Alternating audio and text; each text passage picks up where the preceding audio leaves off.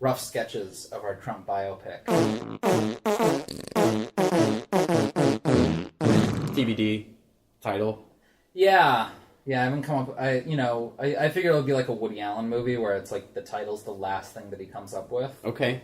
Like they even go into production before they know what the title of the movie is. Okay. They're just called the WAPs, Woody Allen Project. Oh, that's good to know. Yeah. So if you're ever in LA and you see that they're filming WAP, you'll know what's up. Would you use slang like, "Oh yeah, I'm whapping this weekend"? Sorry, can't go to your dinner party. I'm sure someone somewhere in the history of Woody Allen movies have said that. Okay. Hopefully. If they haven't, then he needs to get some funnier people. Yeah. Probably refer to themselves as wappers. Hopefully. So I was wondering, because, you have creative control over this, as I do. Okay. For either the fantasy version or the real version. Mm-hmm. Well, I guess for the real version, like the way that it's portrayed in real life, hand quotes. Do you want... We talked about doing the cast entirely played by women, mm-hmm. but do we want all women, gender role reversal, just to Ooh. that way, the Kellyanne Conway doesn't get left out? Sure. Or do we want to just gender blind and just cast what we think, regardless of the gender of the actor or actress in question? I kind of like that. Okay. Yeah. So I've been running through some cast Oh lists. my god. That's a list. Well, so this is what I'm thinking. I haven't cast Trump yet. Okay. I'm sort of building to the lead. Mm-hmm. So, Mike Pence. Yeah, there's a white-haired dude in Johnny Quest that looks just like Mike Pence. Something Bannon, maybe. No, I don't remember his name. Race Bannon? Yeah, that's the one. Boom, there you go. So either that, or I'm thinking maybe that for the fantasy version. That's how Trump sees Mike Pence as Race Bannon. As just a cartoon of himself? Okay. But a muscular, masculine cartoon. Well, sure. So, and then in real life, he's played by Matthew Broderick. Okay. Cut his hair, dye it white. He's he plays dopey pretty well. Sure, yeah. Can he play self-righteous? I think he's still got it in him, Yeah, okay. Kellyanne Conway, though, I've had a bit of trouble. Yeah. Depending on which way we were going to go with this. We did talk about casting a vulture in a wig. Which, a starved vulture, if I remember correctly. Which I'm still okay with. That's still on the table. Okay. So, Kellyanne Conway, she looks always tired and strung out to me. Sure does. So I'm thinking Lindsay Lohan. Yeah. She needs this I vehicle. feel this could Tarantino her career. This could just bring her back. And it's we're going to give her a full hair change, color change. She's going to come out a new woman. Yeah. So that's sort of my top choice. That's a great choice. I like that a lot. Okay. Steve Bannon. I'm thinking Kathy Bates. Yeah. Yeah. Academy Award winner Kathy Bates. Bring some prestige to this film. For sure. Because I feel, while Rosie O'Donnell is a fine choice, mm-hmm. I feel she'd ham it up a little. Lean into it too much, perhaps. Right. It's too on the nose. Yeah. Mm-hmm. Where I feel Kathy Bates would bring a subtlety and nuance to the role. Sure. Play it for keeps. Okay. Wow, yeah. But now legal tells me until we secure the life rights to the Donald Trump biopic, we shouldn't use his real name in the script. So they've come up with a list of legally safe knockoff names. All right. So there's Ronald Rump. Okay. Denny Trump. And Dom Hall Gleason.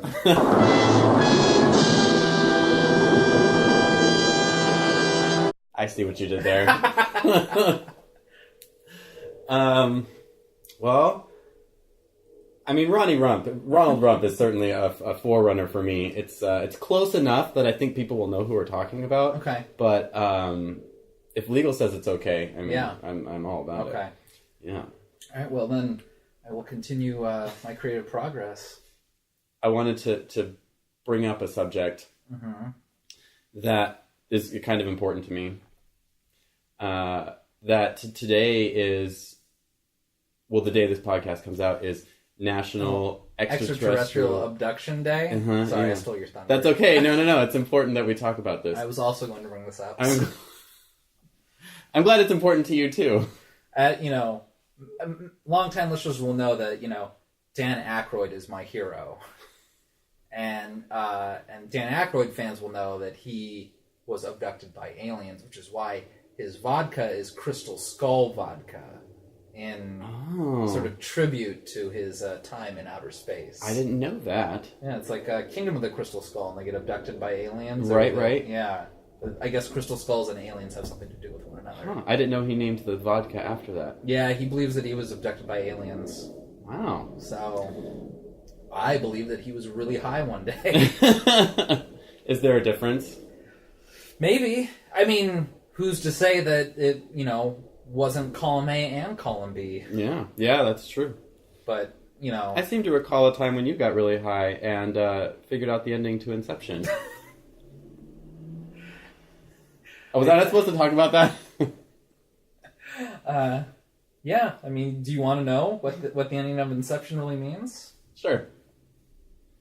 That's the people who worked on the movie. All those names. Oh my god. Is your that mind makes blown? so much sense now.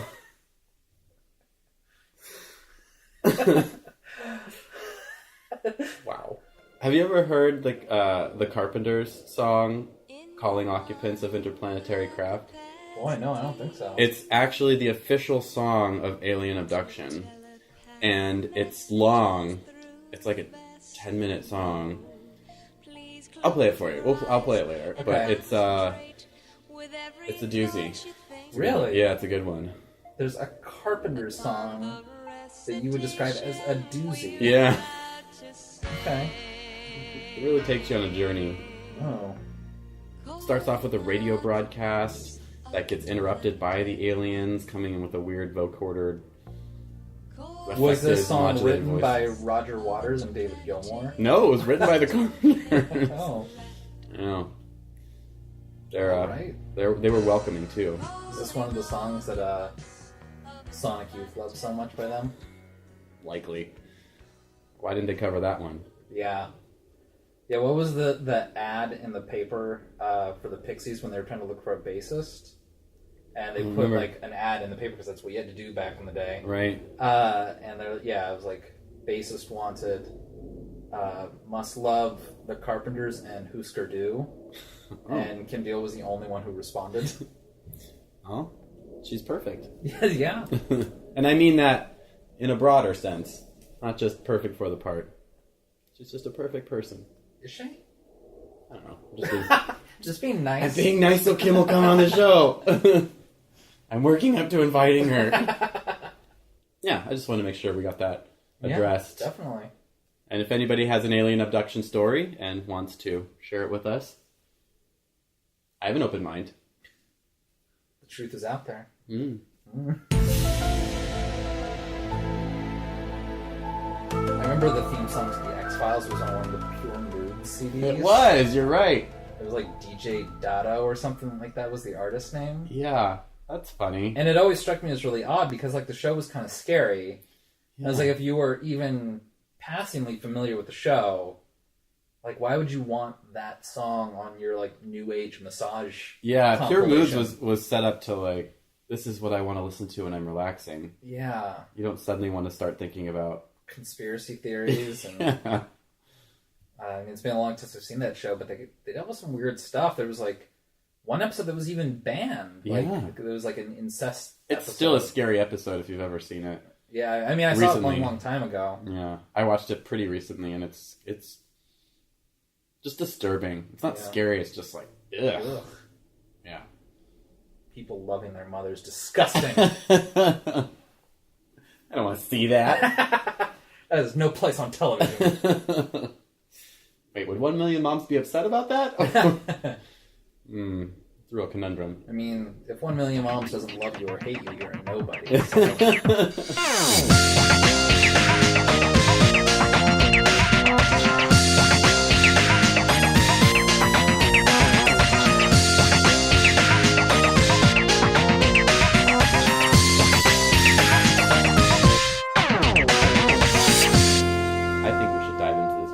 Yeah?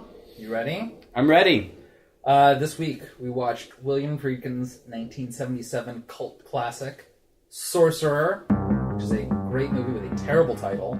I mean, I was really into all the spells and the fantasy world that got set up with the orcs, etc.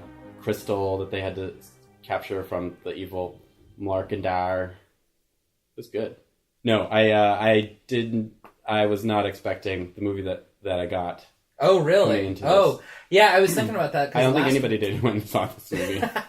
Last week, when I mentioned it, like, I didn't actually mention anything about the plot. Mm-hmm. I think I just said that it was like a remake of Wages of Fear, and then you were like, I haven't seen that one either, and I think we just ended the podcast. Yeah, pretty much.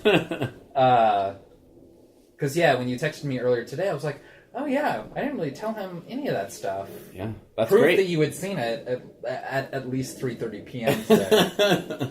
I watched it last night. Oh, wow. I know. That is a record. I digested a little bit. But, yeah, that is a horrible title for this film. Yeah, it really just doesn't mesh well with what the movie actually is. This movie was a big flop. It was a big flop. A big flop, but for many reasons. Yeah. One, and I'll get into that maybe later, but definitely the title is a main offender. Yeah. I would say. I mean, they really just should have called it, like, Truck. Like, I feel like that almost would have been better. Yeah. Trucks, plural would even... I mean, especially because it came, a couple years after Friedkin made The Exorcist. Right. It's not unreasonable to think that The Exorcist, which is about, like, religious, occult, supernatural things. Right. That the movie Sorcerer would be in the similar vein of things. Exactly. When it is not. It is, like, hardcore realism. Yeah. And they actually, I think they started having to say that on movie posters and stuff like that. Oh, really? Putting over it, like, there is nothing supernatural in this film. And also, like, his reasoning for calling it that was odd, too. He said he was trying to tie it in with The Exorcist for some reason. And it's like, that's dumb. Or it was like a nod to The Exorcist. It's like, your name is big enough already. You don't need to keep glomming onto that. Well, whatever. That is weird. I should explain the basic premise. Yeah, we're just diving in here. So so the movie starts out, it kind of has 4 or 5 vignettes about people who are on the run from the law or society or from outlaws, like, basically, like, they're all in hiding in someplace in South America. Yeah, I think it's vague. Yeah, I don't know. Or Central America somewhere. Yeah. Yeah, somewhere. Somewhere off the grid. Mm-hmm. And they're all kind of stuck there because they have no money to get away from there. So they take a very dangerous job of transporting some unstable nitroglycerin through 218 miles of jungle terrain in some, large-style trucks. One of which is named Sorcerer. Dwarf trucks, just one of them. Yeah, the other one was named Lazarus or something like that. Yeah, Lazaro. And the idea is that if the nitroglycerin jostles too much, it creates a very large explosion and will kill any or all of them that are around there. They actually have to travel several minutes apart from each other because they don't want one truck to blow up and then blow the other one. Right. Which is a real danger. That is, yeah. But yes, it's I don't know. I mean, I shouldn't necessarily say that it's a remake of Wages of Fear. It might be another adaptation of the novel Wages of Fear. That's how William Friedkin puts it. Yeah. But yeah, Clouseau directed, I don't remember when Wages of Fear came out. Also a fine film. Like, on par, I think it's on the Wikipedia page, Stephen King's, like, top 10 movies to, like, show when you need to impress. Yeah. And number 2 is Wages of Fear, and number 1 is Sorcerer. Yeah. The biggest difference that I see is both these movies aren't the most engrossing for like the first third or so. Mm-hmm. I felt my attention definitely waning in the first act of Sorcerer, but I'm going to say it's like the first half of Wages of Fear is pretty slow. Yeah. And so Sorcerer seems to get to the point a little quicker. I liked. Well, this brings up 2 points. I liked that we're just kind of plopped in, mm-hmm. and like, here's a town, mm-hmm. here's a character. Mm-hmm. Here's a town, here's a character. And it's mm-hmm. like, the first 15, 16, 17 minutes of this film are not in English. Yeah. They're in French, or other languages. Yeah. And that was another failure, I think, on the part of going with the title. Audiences would show up and think that they were watching a foreign movie, and then they would walk out. Yeah. Because they were like, "Oh, I'm definitely in the wrong theater," which is like, whoa. But also when they released it worldwide, mm-hmm. the one that has the vignettes at the beginning is the American version. But then when they released it worldwide, they start in Central America and then tell their stories, the vignettes in flashback. Oh. Which is interesting. Huh. I don't know. And apparently Friedkin didn't have say over that. That just happened. Okay. And he was pretty upset about it. But okay. I liked how it just kind of drops you in, and you're unknown really exactly who these people. I mean, you know who they are, at least why they're getting where they're going, but we're never really told like, why are we following these people? Yeah. It's just sort of like, here's this person's story, here's this person's story. And then we'll catch up eventually. I think it's like 30 minutes in that you're finally realize they're all in the same place. It's kind of cool. Yeah, I mean, it's sort of a unique approach. Like, there's not many movies that are sort of like that bold that don't give you a complete backstory or like complete, verbal history of each of the characters. It kind of just shows you someone. For me, it's like, we're supposed to sympathize with them. We're not quite sure why, but, we still kind of are. Yeah, or more just pay attention. Like, this is the character I need to know things about. Yeah. Yeah, I mean, it doesn't really hold your hand. It's sort of, it's a movie meant for someone it's not meant for passive watching, I guess. Yeah. But yeah, both Wages of Fear and Sorcerer kind of have a slow ramp up to, like, really the meat of the movie. But man, once you really get going, once they find the nitroglycerin, and you kind of see what it does, and you see the other characters reacting with like such caution to it, then I feel like that's when you're hooked in. At least for me. Yeah. I was suddenly sucked into what was going on. Yeah. I had to look up how nitroglycerin works. Oh yeah, because you always hear about it. Yeah. And I was like, okay, I don't understand how this liquid just, like, explodes. But, yeah, apparently, like, any friction or, like, fast movement on it can just cause it to turn into a gas.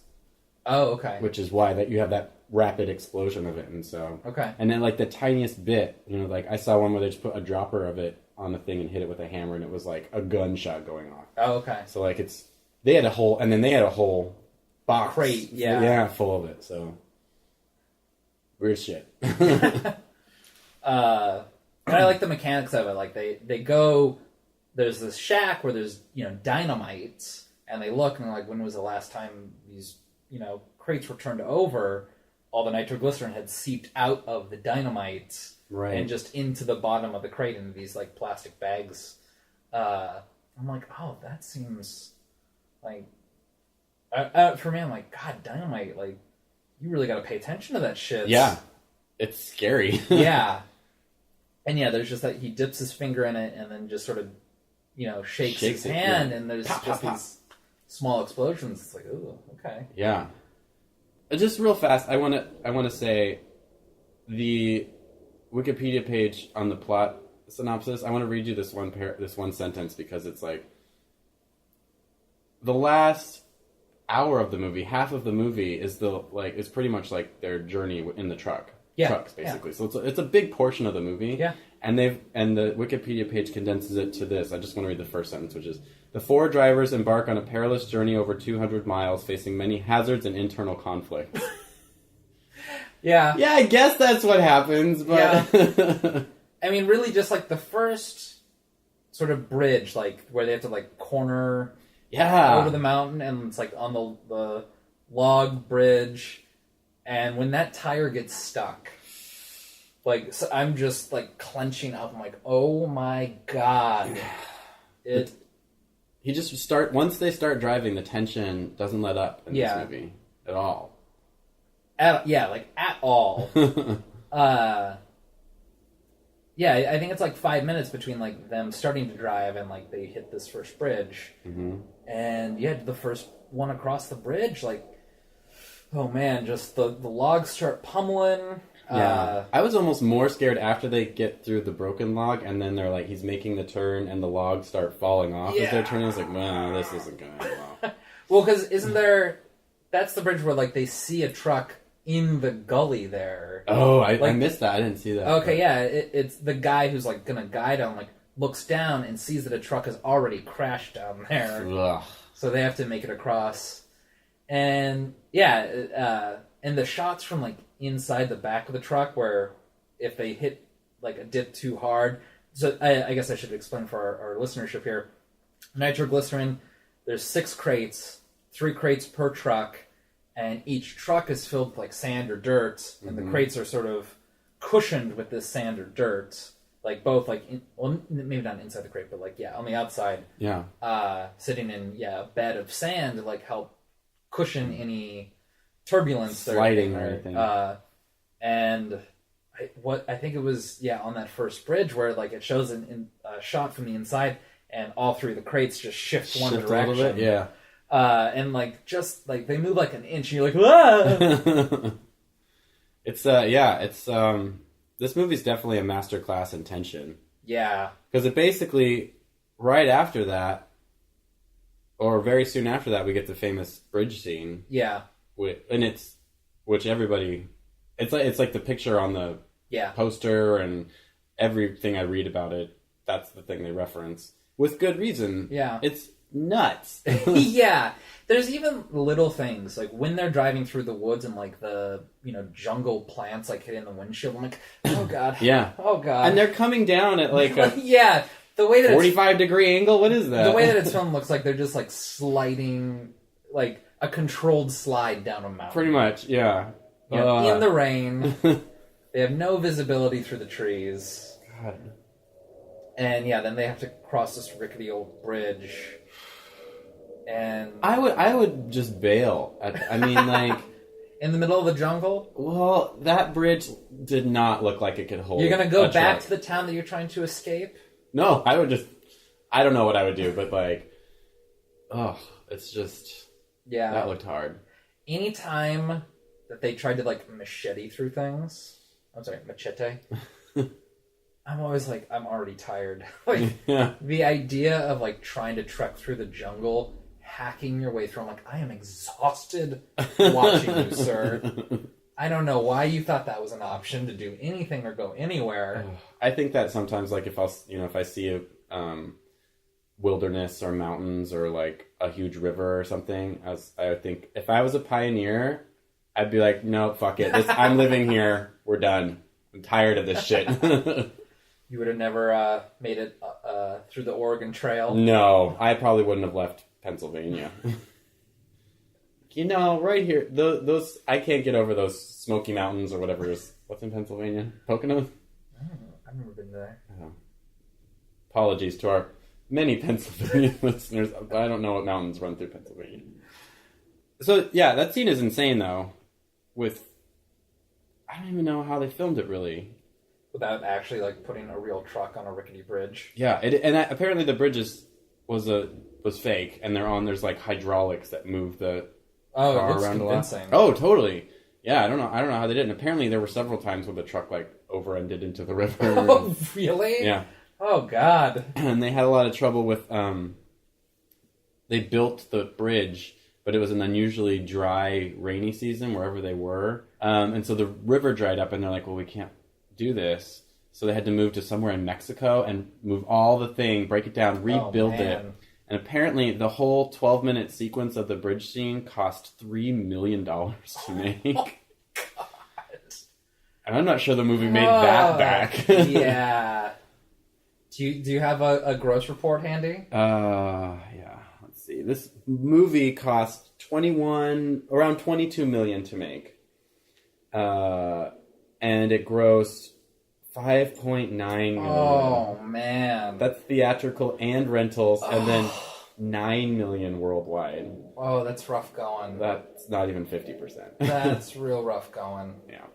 That's worse than your return on your Vern Fonk biopic.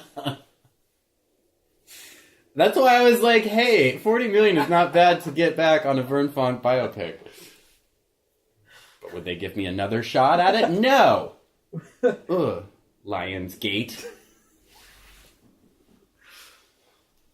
But, yeah. Apparently they did a bunch of shots in the jungle with a DOP named Dick Bush. Oh, man. Which I'm just going to leave there. You got to think that he didn't go by Richard.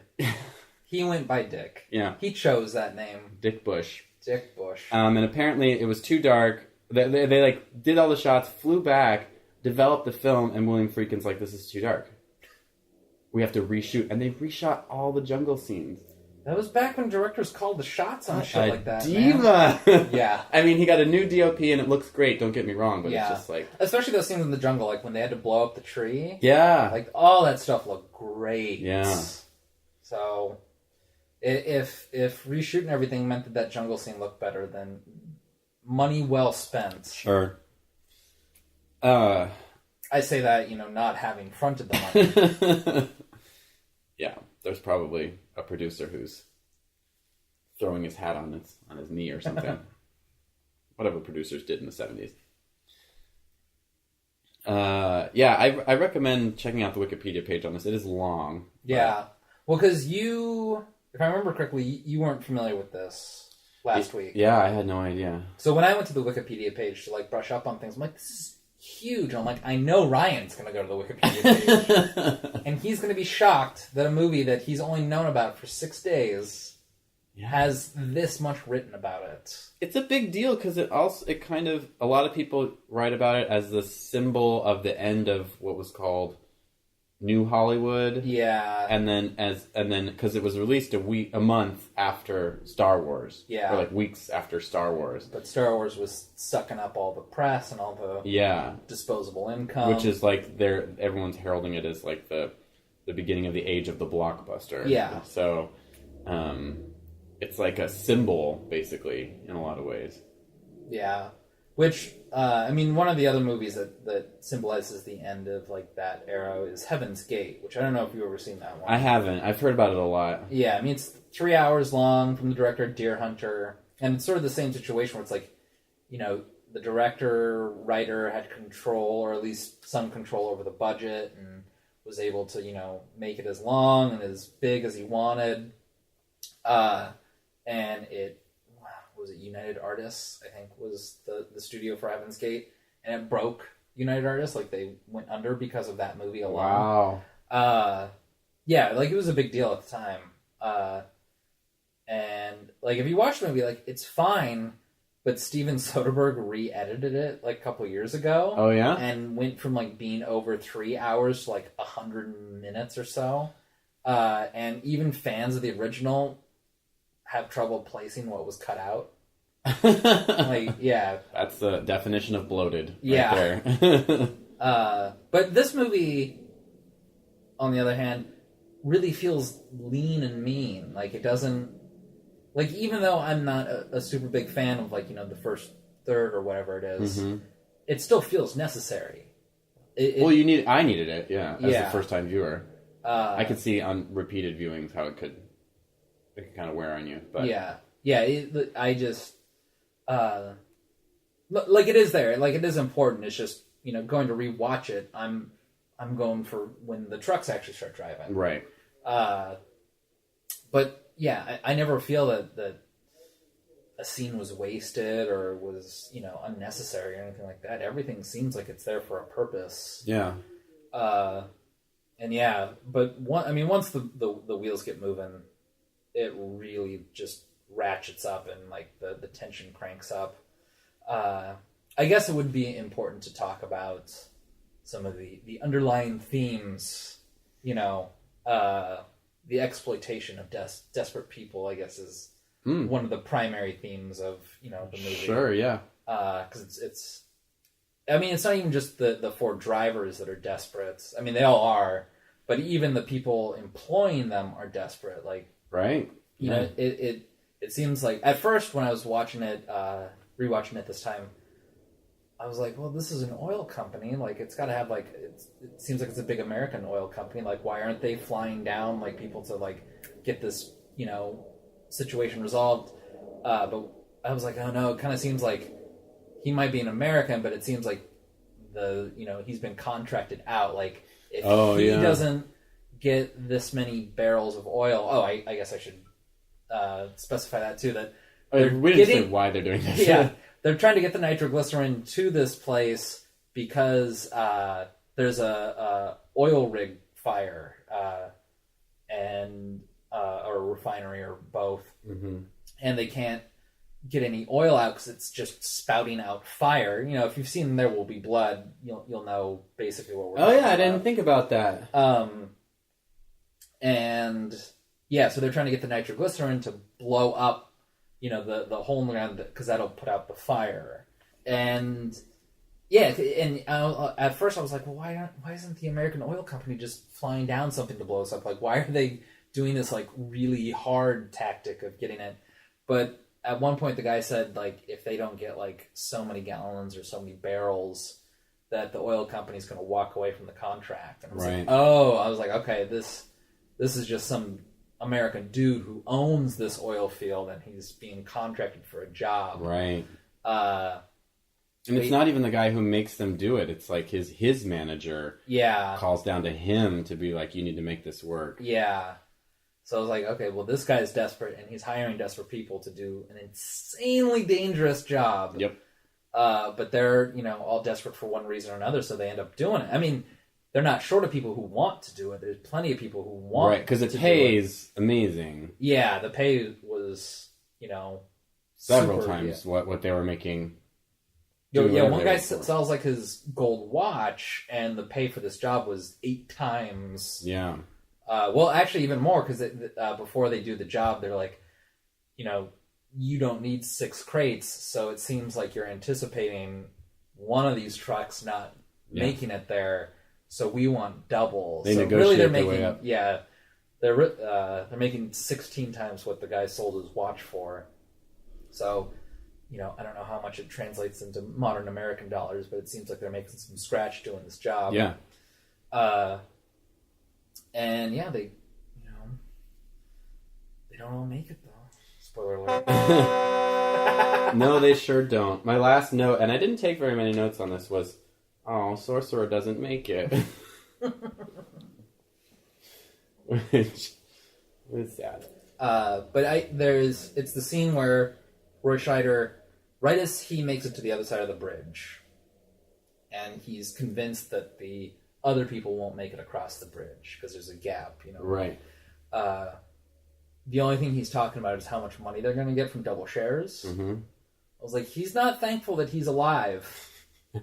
He's thankful that he's going to get paid more. Like, I remember that stuck in my mind. Like, that's like the mind of a desperate man. Like, he's not putting a dollar value on his own life. Yeah. He's just, he is, I guess, technically, but he's not thinking of the normal value of his own life. He's just thinking of the dollar value attached to this job. Yeah. It's funny. I'm going to use this as a way to get into something bigger I want to talk about with the movie. But so when Roy Scheider's character, at the very end of his vignette, it's basically a guy saying, you go to the immigration office, ask for so-and-so, but don't tell him you know me. Yeah. And then he'll get you somewhere safe. And he's like, okay, well then, where am I going? And then it cuts to it, basically Central America. I think that was a really... Well, that's just to show how desperate he was, because he's just like, yeah, I'll take it wherever it is. But I liked, as a film, director's choice, I liked that cut a lot. Because then it's like, we're there. We're just like where he is, and like the conversation seems really ends really abruptly. It was a weird smash cut, but I actually really ended up liking it. And that's one thing about this movie I liked, for the most part, was that he was really ambitious in the editing department. Okay. There were a lot of strange, ambitious just cuts that he was making all over the place that sometimes were successful and sometimes weren't. I think that was one that worked. But I think that is almost where it kind of got out of hand a little bit for him too. I think that he went a little nuts in the editing room. He's just anxious to... Or just like, there were a lot of times when it would cut away really fast or switch for reasons that I didn't quite understand. And I don't know if it was to build tension or what he was doing exactly. If there is parts of this movie that could go, I would say there's like some like just interspersed cuts that I think he could have taken out. Like when they get to South America and they show animals like crawling up like the screens and stuff like that. Yeah, well, I kind of like that. Oh. I'm thinking when they're driving, almost like there's scenes during the bridge where it's, I don't know, it just felt like we didn't need to cut to there's a shot that's like underneath the bridge as the truck's driving over. Which reminded me of the scene in Gremlins 2 when the spider gremlin is crawling over the camera and you see its underside. Yeah, exactly. Who wore it better? To go back to the theme of like sort of people's focus on the material. Mm-hmm. As Roy Scheider is like coming back, Scanlon, I think is the character's name. They don't really say each other's names a whole bunch in this. There's not a lot of dialogue in this movie. Yeah, not a lot of talking. He has to walk for a couple miles to get one of these cases of right, because his truck, Lazaro, dies about like 2 miles away from the destination. Yeah. And he's limping up. He's got this box, and he gets to the oil field, and you can see like the fiery oil spewing out into the air. And the people come and they grab the box from him and walk away, and he walks away and just collapses, and no one pays attention to him. Yeah. Everyone who works there is focused on the nitroglycerin. No one is actually focused on the person bringing it. That's a good point, yeah. They're aware that he's like kind of a nobody. Yeah, like they don't give two shits about him. Yeah. Another difference between this and Wages of Fear, without spoiler alerting too much, Wages of Fear, they don't make it. None of them? None of them. Oh. The guy, in Wages of Fear, the guy feels that he's home free, mm-hmm. and he starts driving really stupidly, and hits like a rock and blows up. And when I watched it, I was like, we just went through like this really tense movie, and then it has this almost silly ending. And someone, like, I read somewhere that it's supposed to, like, because the movie Wages of Fear is from late 1940s, French movie. Mm-hmm. It's supposed to represent, like, post-war existential crisis, that it's not... Totally, yeah. It's not the things that we know we should be worried about that will get us. It's the things that we don't know we should be worried about that will get us. Okay. And so, like, this guy thought that he was home free, and in his carelessness there, that's when he died in Wages of Fear. Mm-hmm.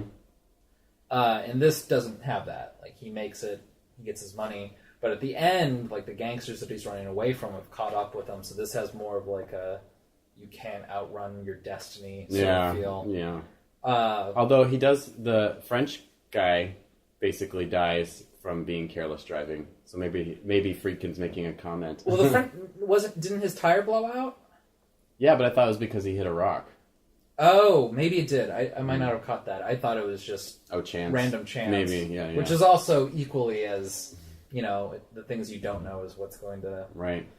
That's the thing. I definitely got that existential vibe running through this film, especially at the very end when it's like, oh, well, he fucking dies anyway. Yeah, yeah. After all that. Yeah, he went through hell, but he couldn't actually escape his fates. Right. I don't know. I feel that the ending here is stronger than Wages of Fear. Wages of Fear might be more philosophically satisfying for some, Mm-hmm. But in terms of just entertainment value, or I feel it's more thematically satisfying this way. Yeah, he does lose his mind. I think that's what that whole montage in New Mexico is. Yeah. It's just like flashbacks to what he's gone through. Yeah. Both in New Jersey and in the jungle here.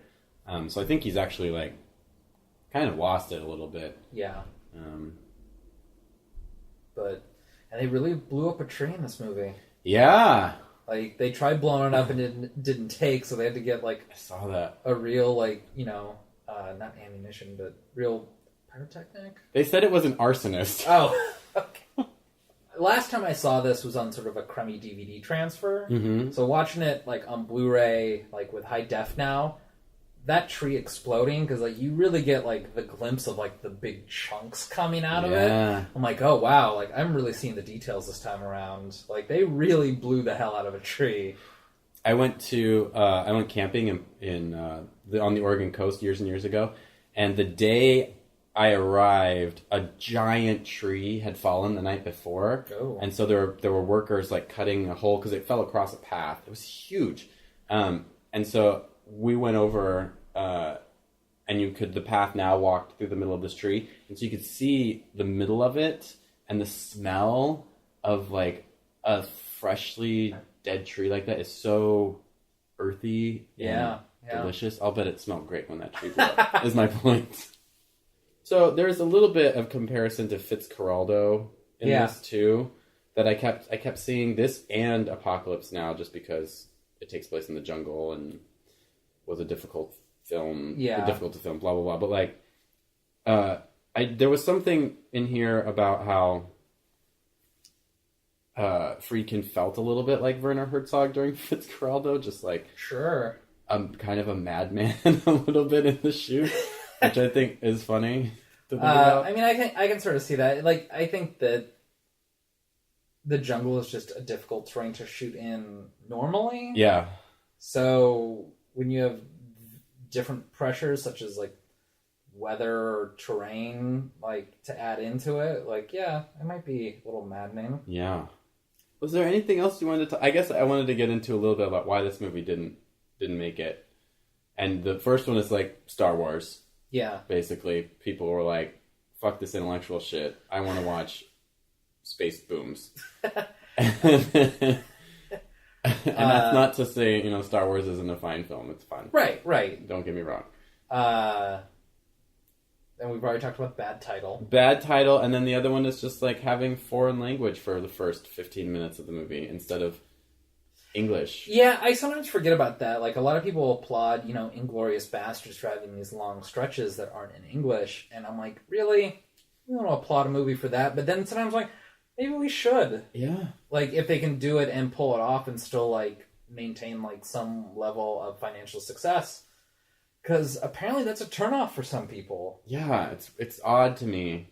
Yeah. I like shifting, and especially if it's two characters that would be speaking in whatever language would normally be speaking in. Yeah. Like, that makes sense. Like, that, reading subtitles takes me out of the reality less than people who would obviously be speaking in whatever language they would be speaking in, just doing it naturally. I guess the sequel to Crouching Tiger, Hidden Dragon was in English, but it was because some of the Chinese actors from the original that were speaking Mandarin did not fluently know Mandarin, and that took some of the Chinese audience out of the movie. Because they could hear the accent? Yeah. Like, funny. Yeah, it seemed inauthentic to the Chinese audience. But meanwhile, like, I know people who, watch the sequel and it's in English, and they're like, this seems weird. Like, yeah. Yeah. That's a tough one, I guess. Did you know that it was supposed to be Steve McQueen originally instead of Roy Scheider? I mean, as much as I love The Shide, Steve McQueen was a hottie with the body. Like, I wouldn't mind. I might have appreciated that This was 70s Steve McQueen, too. He was also a bit of a diva, though. Right. He decided, apparently, according to the Wikipedia page, he decided not to do it because he didn't want to be that far away from his wife for 2 months. And then he's like, well, why don't you make my wife an associate producer and she can come along? Maybe even write a role for her. And William Friedkin's like, no! Was this when he was married to Ally McGraw? Yeah. From Love Story. Love is never having to say I'm sorry, Ryan. Which, as someone who's in a long-term relationship, you know how untrue that is. Yeah, you have to fucking say I'm sorry all the time. I